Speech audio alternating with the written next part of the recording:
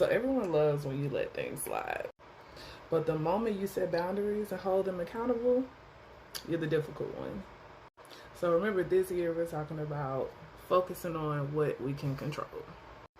And setting boundaries is absolutely in your control, and it's also your duty to uphold them. It's also important that you uphold those because boundaries are to actually protect you.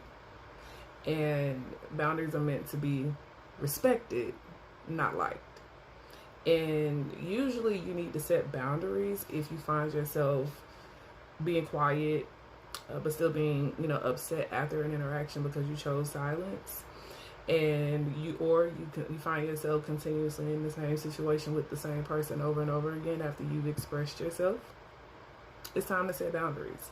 What I've learned is that once you set a boundary, how a person responds to it lets you know exactly what you should be doing. Meaning that if you set a boundary and not a rule, which I learned this recently, I believe her name is Raquel Martin, I believe, where there is a difference between a boundary and a rule. And a boundary is more so about what your plans are versus a rule telling someone what they have to do. So with a boundary, that looks like I'm not answering my phone after 10 p.m.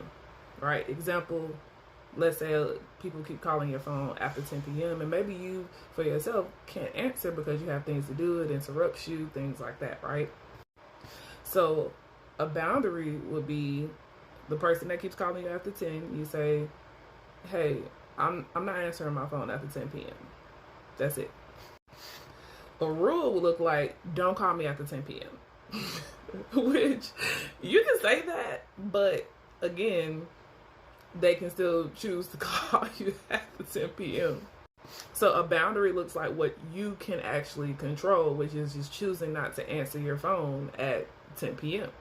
As opposed to, again, with the rule, you have no control over a person, whether they choose to actually follow that rule or not. So with that boundary, you can literally just not answer your phone and they just have to deal with it.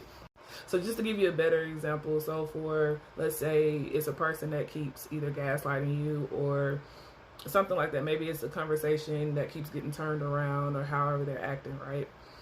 So a boundary would look like, I'm not going to engage with you if you keep raising your voice.